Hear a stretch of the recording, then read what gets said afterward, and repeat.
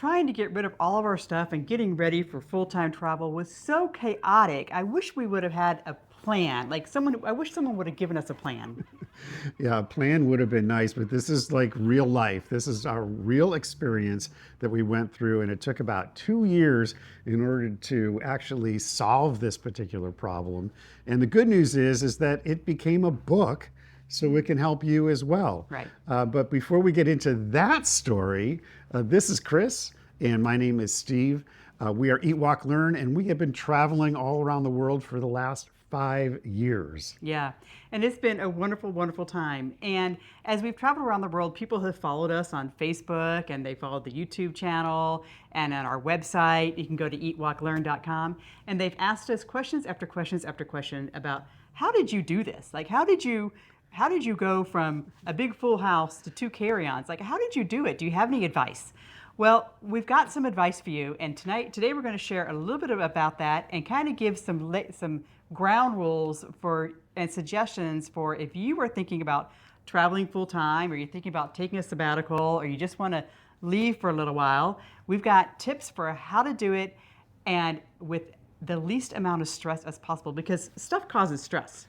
What we've created is not a story or a book that's like for Instagram photos, like It ain't pretty. like a travel guide.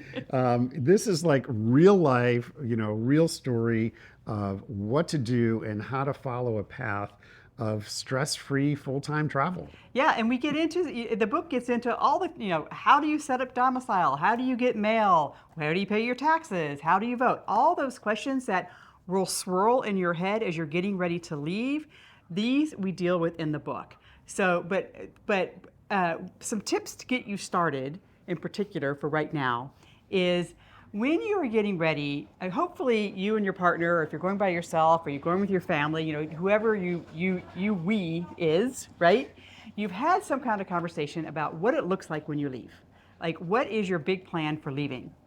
Yeah, I mean, it could be that you want to get on, a cruise ship and take, a cruise around the world, and that's going to be your travel lifestyle. It could be that you're just going to move to Portugal and buy a place and be an expat and live on the beach or whatever. Right. And it's really important to have that understanding. And for us, we were retiring. This was our retirement plan. Mm-hmm. We're also financially independent in our retirement, so we didn't have to work anymore, full-time or part-time or whatever. And we'll get more into that in our next video. Next week. But this video is about that process of getting rid of all your things and some tips on how you create that lifestyle of freedom that we're experiencing now. Right, so tip number one, this seems so obvious, but I think particularly for Americans, this is really hard. And that is, you gotta stop buying things. Stop buying it. Things. No Saturday morning retail at Costco. Just stop. No, I can't stop. There's that shiny pair of shoes, mm-hmm. and I'm not. This was really hard for you. So if you've been following our story, about 2 years out, we decided to leave, and we circled a date on the calendar. We knew we were leaving June 1st, and so. The next day, Steve's like, next Saturday, let's go to Costco and get all these things. And I'm like, dude, man, this is a habit. This is a habit. We've got to stop. Mate, dude, like, no. Yeah, and it was hard. And so there's an urge, especially as the consumerist society that we Americans can be, to buy and buy and buy. And we really had to look at the stuff that we had, and figure out what we had that we could still use. And then if we were going to buy something, it had to have one purpose, and that purpose was it was leaving with us. It was something we needed to leave with. We need a new sweatshirt, we got the sweatshirt. We need a new pair of shoes, we got the shoes. But we didn't buy a new pot because grandma's coming over and I want to try a new recipe.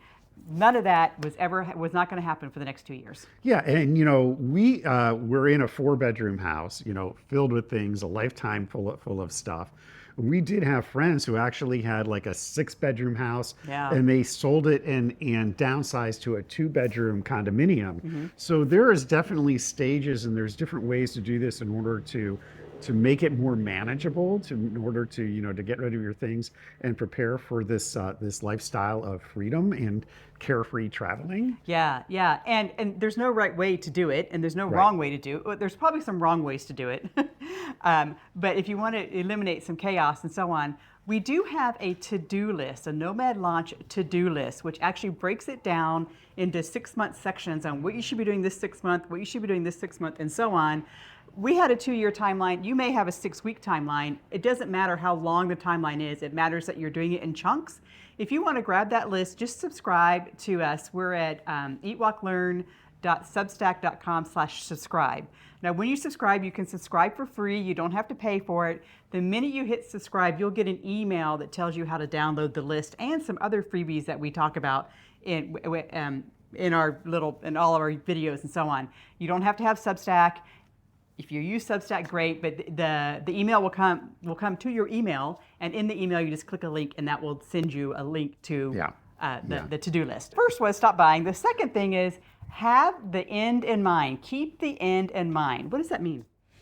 Yeah, well, if you're going to be leaving like we did with 2 carry-on suitcases and 2 backpacks, that's kind of like what you would need for maybe a week or maybe a weekend trip away. Go ahead and pack yourself. Yep. Pack it up. And, I had certainly had some lists, and it's like, well, I really need a better pair of travel pants or whatever, or I need a new pair of shoes that I know I'm going to be leaving. But besides the point, pack your bag. Pack it and with forget what it. you think is your favorite stuff. It's like I've got my favorite 4 shirts and my favorite 2 pairs of pants and my favorite bathing suit and my favorite 6 socks and underwear. You don't need underwear. I need underwear. I'm not free ranging like you, babe. He wears underwear. I do. Boxers or briefs? Pack depends. That depends. That's not a good joke for seniors, honey. Moving on. Pack your bags. Pack your bags. And then look at your bags, and then look at everything else in your house, and look in the garage, and look in the basement, and you probably already have a storage unit that's got some crap in it. Anyways, you know what you need to deal with. You know what we need to get rid of. Please do us a favor and hit that subscribe button and hit that alert button so that you're notified when we get when we have other videos come out. A video of ours comes out about every Sunday, and they're filled with all kinds of full-time travel tips just like this one. Chris talked about to-do lists. I was just kind of interrupting her about her, very efficient and very proper list of here's what you do next. But what I want to talk about is the emotional aspect of this. And you told me I couldn't buy anything, even though I want that new, lawn furniture from Costco. I say this jokingly, but there is something to retail therapy. There is some sort of joy that we get when we go retailing and we look at things and we touch things. We may not buy anything, but we're looking and we're touching and we're smelling and we're identifying. And when you can't do that anymore, because anything you buy is something you then have to get rid of before you leave, it starts looking like waste. Well, but the therapy that I needed was, downsizing and getting rid of things and being able to release those things. And while I was doing that, the emotional transition, it changed to a feeling of freedom, and it changed to a feeling of, a stress reduction of, the air being let out of the balloon. The less and less that I had, the more I felt free, and the more I felt good and felt like an emotional release. Yeah, so this is item number 3. We're going to talk about emotions. Right. And there are just the practical emotions too. Steve had a collection. Do you want to share what your collection was? I had a collection of owls. Of owls. So everywhere he went, he collected an owl. And they were really cool. There were wood ones and jade ones and amber ones and all these things from all around the world. And he could pick it. He actually, I think, had a spreadsheet and had written on the bottom, we got this owl in Moscow. We got this owl in whatever. So we had a lot of memories associated with those owls. And it was really tough for him to get rid of his rookery. And he actually found an ice cream store in Denver that had an owl theme. He went to them and said, "Do you want my owls?" And they said, "We would love your owls." So now the owls are happily living in the ice cream shop. And every time we go, they give us free ice cream because there was a place that Steve could put his owls. Well, that was, one of many, many things, but, everybody, I'm sure, have things in your home that are very precious to you, that you love, and that you can't imagine living without. And we're talking about getting rid of everything that you own. And yes, there's a process, but it's hard. So speaking of the process and how to do it, the book, so we want to announce that the second edition of the best-selling Two Carry-ons And A Plan, people call it the Nomad Bible, people call it the guide you need to have in order to launch your nomad life. Everything you need to do and figure out before you leave is in the book, and how to do it. Domiciling, taxes, addresses, mailing, storage units, renting your house, selling your house, getting credit cards, figuring out your ATM cards, how you're going to do cash. All those little bazillion questions that you have that will completely change in your nomad life, we answer every single one of them in the book to give you guidance to help you figure out in a less chaotic way and a more organized and planned way how to actually get from your big house to your two carry-ons, period. Yeah. Back to the emotion part, we looked around and everything that we were looking at had to have a plan to go. Every single thing. I mean, we would sit and watch TV, and I'd look, and there's a picture. Well, what am I going to do with that picture? And then there was a Chotsky. What am I going to do? What am I going to do with the TV and the remote control and the VCR and the CD player? It's really overwhelming. And so breaking it into chunks really helps it go easier. And some things are easy. So, for example, that you've got that closet that's got stuff in it that you haven't opened that closet in probably 3 years. It probably still has boxes that are unopened from the last time you moved. So there are some things, so this again, to be able to do it in stages and to be able to feel that emotion and have that experience of freedom when you start letting go of some of your things. Some of it, like we said, will be easy. Some of it will be very difficult. Some of it you'll think that has like an incredible value, right? Like you paid $1,500 for this couch 3 years ago, and now you want to get rid of it. And you're like, I'm going to get $1,200 for this couch because it's worth it. No, you're not. And to be able to have that emotional release to say, you know what, I've got my plan to leave. The $200 extra that I'm going to try to get out of this couch is just not worth it. It just needs to go. So we also in the book talk about how to run an estate sale, what to do after the estate sale, how to get rid of the last 20% of your house that nobody wants without having to go to Goodwill or the dump. So lots of secrets, lots of tips, and lots of lessons learned in the book. It is real time. It is actual. If you go to Amazon and you read the comments on the first edition, we've got, about 100 comments of how fantastic this book is and how it was such a guide for helping people decide, and not decide, but how to get out of their house.